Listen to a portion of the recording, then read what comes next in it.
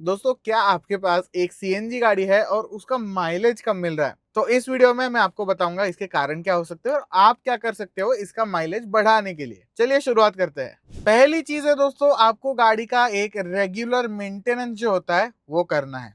ये मैटर क्यों करेगा? देखिए, कौन सा भी इंजन लीजिए आप, पेट्रोल, डीजल, सीएनजी, इसका अगर मेंटेनेंस अच्छा होता है, टाइम टू टाइम सर्विस होता है, time to time oil change होता है, time to time air filter change होता है, तो उनका माइलेज जो है वो बढ़ जाता है।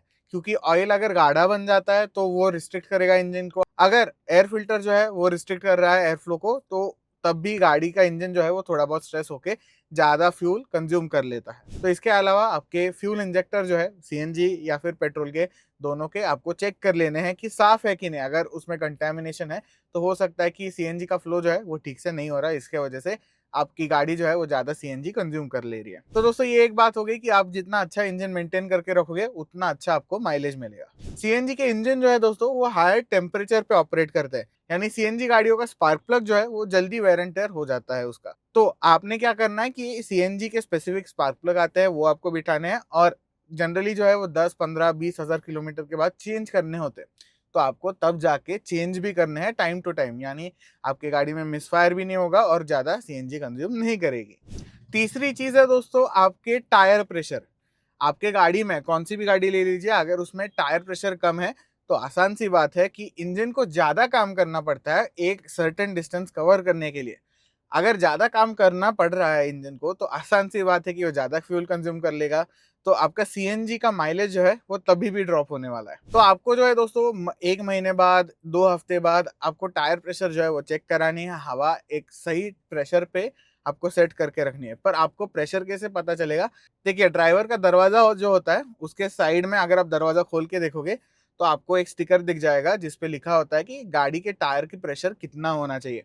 अगर वो नहीं है तो एक बार आप यूज़र मैनुअल में देख लीजिए।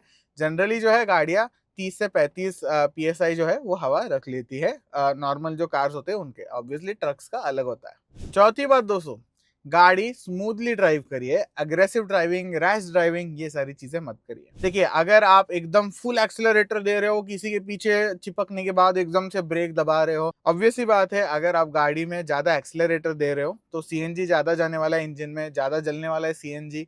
तो इसके वजह से गाड़ी की हैबिट जो है आपकी वो आसान कर लीजिए। दो गाड़ियों के बीच में जो भी आप स्पेस रख रहे हो वो बढ़ा लीजिए। अगर वो ब्रेक मारता है तो आपको तुरंत ब्रेक दबाने की बिल्कुल जरूरत नहीं है। अगर वो स्पीड अप कर लेता है तो उसके पीछे तुरंत एक्सेलरेटर फुल दबा के और उसको चिपक के चलाने की कोई ज़रूरत नहीं है।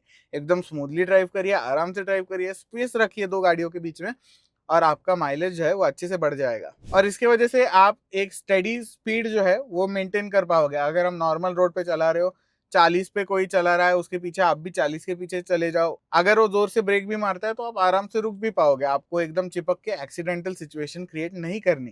तो इसके वजह से माइलेज भी बढ़ता है। हाँ, ये तो एक ज्ञान हो गया कि सेफ्टी के बारे में, पर इसके वजह से माइलेज भी बढ़ जाता है। दोस्तों, पांचवा पॉइंट ये है कि आपके गाड़ी का एसी का यूज जो है वो आप थोड़ा बहुत लिमिट कर लीजिए।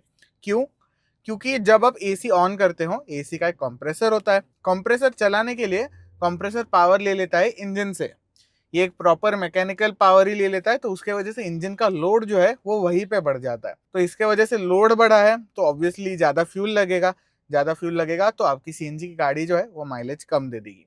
तो आप क्या कर सकते हो इसके लिए? देखिए, अगर आप सिटी में गाड़ी चला रहे हो, थोड़े 10, 20, 30 के स्पीड से गाड़ी चला रहे हो और एसी की ज़रूरत नहीं है, स्पेशली ठंडी के सीजन में, तो थोड़ी बहुत आपकी कांच जो है वो खोल दीजिए। आपको आसानी होगी, वेंटिलेशन बना रहेगा और आपको गर्म नहीं होगा, और इंजन का भी लोड चला जाएगा। तो इसके वजह से आपकी गाड़ी जो है वो सीएनजी ज़्यादा कंज्यूम भी नहीं करेगी। तो आपका थोड़ा बहुत माइलेज जो है वहाँ पे बढ़ जाएगा। पर आप कहोगे कि हाईवे पे क्या किया जाए भाई? हाईवे पे आप बिंदास लगा लीजिए, एसी लगा लीजिए, कांच बंद कर दीजिए, क्योंकि स्पीड भी ज़्यादा होता है तो उसकी वजह से बहुत ज़्यादा हवा आती है। बफेटिंग एक चीज़ होती है जहाँ पे फट फट फट फट करके जो आवाज़ आता है आपके गाड़ी में, वो उसको बफेटिंग कहते हैं। तो वो भी होता है। तो गाड़ी पे अगर हाईवे पे कांस्टेंट स्पीड पे अगर आप गाड़ी चलाने वाले हो तो एसी ऑन हो या ऑफ हो बहुत ज़्यादा मैटर नहीं करेगा। थोड़ा बहुत करेगा, बहुत ज़्यादा बिल्कुल नहीं करेगा। हाँ, थोड़े लोग ये भी कह सकते हैं कि हमने तो इंटरनेट पे पढ़ा है कि गाड़ी का एसी लगाने के बाद गाड़ी का माइलेज का फर्क ही नहीं पड़ता। देखिए, ये मैटर करता है कि आपकी गाड़ी जो है वो कौन से टाइप का एसी कंप्रेसर यूज करती है। दो टाइप के आते हैं, एक इलेक्ट्रिक होता है, एक मैकेनिकल होता है। जो मैकेनिकल होता है वो गाड़ी के इंजन से पावर खींच लेता है। जो इलेक्ट्रिकल होता है जनरली हाइब्रिड और इलेक्ट्रिक गाड़ी में यूज किया जाता है, वो आपका प्रॉपर इलेक्ट्रिक एक मोटर होती है उस पे चल जाता है, यानी बैटरी पे चल जाता है वो। तो इलेक्ट्रिक कंप्रेसर में दोस्तों आपकी गाड़ी का माइलेज ज़्यादा अफेक्ट नहीं होगा, पर मैकेनिकल में होता है, और ज़्यादातर गाड़ियों में मैकेनिकल ही आता है। दोस्तों अगर आप टोयोटा हाई क्रॉस जो है वो उसमें सीएनजी लगाने की सोच रहे हो तो ये पॉइंट आपको ज़्यादा मैटर नहीं करेगा, क्योंकि अगर वो हाइब्रिड है तो इलेक्ट्रिक कंप्रेसर बाय डिफॉल्ट आ जाएगा। फिर आपको आपकी सीएनजी की टैंक जो है वो ऑप्टिमल लेवल पे बनाकर रखनी है, यानी उसका एक प्रेशर जो है वो बनाकर रखना है टैंक में। तो टैंक में प्रेशर कैसे बनेगा? एक आपको सीएनजी की टंकी जो है एक लेवल तक भर के रखनी है। अगर आप कम चले जाते हो, आपकी सीएनजी की टंकी जो है वो बहुत कम चली जाती है, तो ऐसे होगा दोस्तों, ये सीएनजी जो है वो इंजन में एकदम स्मूथली नहीं जाएगा। इसके वजह से झटके भी आ जाएंगे थोड़े बहुत, तो इसके वजह से आपका माइलेज कम हो सकता है और आपकी गाड़ी भी स्मूथली चलेगी, क्योंकि एक कांस्टेंट सप्लाई बना रहेगा। सातवीं चीज ये है दोस्तों कि आपकी गाड़ी से ऐसे बॉटल्स वगैरह जो कचरा होता है जनरली गाड़ियों में, वो आपको घटा देना है। आपको लग रहा है ये बॉटल क्या ही 10-20 ग्राम की होगी, क्या ही फर्क पड़ेगा, पर अगर आपके पास छोटे बहुत सारी चीजें हैं तो ऑब्वियसली गाड़ी का वजन बढ़ेगा। गाड़ी का वजन बढ़ रहा है तो इंजन को ज्यादा काम करना पड़ेगा, इंजन का लोड बढ़ के फिर सीएनजी भी ज्यादा खा लेगा इंजन। तो इसके वजह से जो आपके गाड़ी में आपको जरूरत नहीं है, ये सारी चीजें आप निकाल दीजिए। फिर आपको सीएनजी की जो किट है उसका रेगुलर इंस्पेक्शन करवाना है। सीएनजी एक क्रिटिकल मैटर हो सकता है, उसको टाइम टू टाइम उसका इंस्पेक्शन जो है वो होना जरूरी है। अगर थोड़े बहुत फॉल्ट है तो वहीं पे आप पकड़ लोगे और आप भी सेफ रहोगे। इसके अलावा माइलेज भी प्रॉपर आपको मिल जाएगा। कैसे आपको माइलेज मिलेगा? तो अगर आपके गाड़ी के होज में वगैरह बारीक लीक है तो वो जल्दी पकड़े जाएंगे। तो आपको ऐसे लगेगा कि इंजन भाई सीएनजी बहुत ज्यादा खा रहा है, पर एक्चुअली आपका गैस जो है वो बारीक बारीक लीक हो रहा है। और सीएनजी जो है वो एकदम से आग नहीं पकड़ लेता, क्योंकि वो हवा जो है उससे लाइट होता है, तो वो हवा में डिस्पर्स हो जाता है। तो एक कंट्रोल डिस्पर्जन जो है आपके होजेस से भी हो सकता है। तो आप टाइम टू टाइम सीएनजी की किट जो है आपकी चेक करवा लीजिए। 9th पॉइंट ये है दोस्तों कि आपको आपके ट्रिप्स जो है वो थोड़े बहुत प्लान कर लीजिए। अगर आपको पता है कि 10 बजे सुबह कल ट्रैफिक होता है रास्ते में और आपको जरा दूर जाना है, तो थोड़ा बहुत प्लानिंग कर लीजिए। मे बी 9 बजे निकल लीजिए, आपको ट्रैफिक कम लगेगा। तो आसान सी बात है कि सीएनजी जो है वो कंज्यूम होता रहेगा, आपकी गाड़ी सीएनजी कंज्यूम करती रहेगी। जब वो कहीं जा ही नहीं रही तो आपको माइलेज जो है उसका कम मिल जाएगा। तो थोड़ी बहुत प्लानिंग कर लीजिए और आपको ये चीज जो है वो बहुत मदद कर देगी, स्पेशली लॉन्ग टर्म में।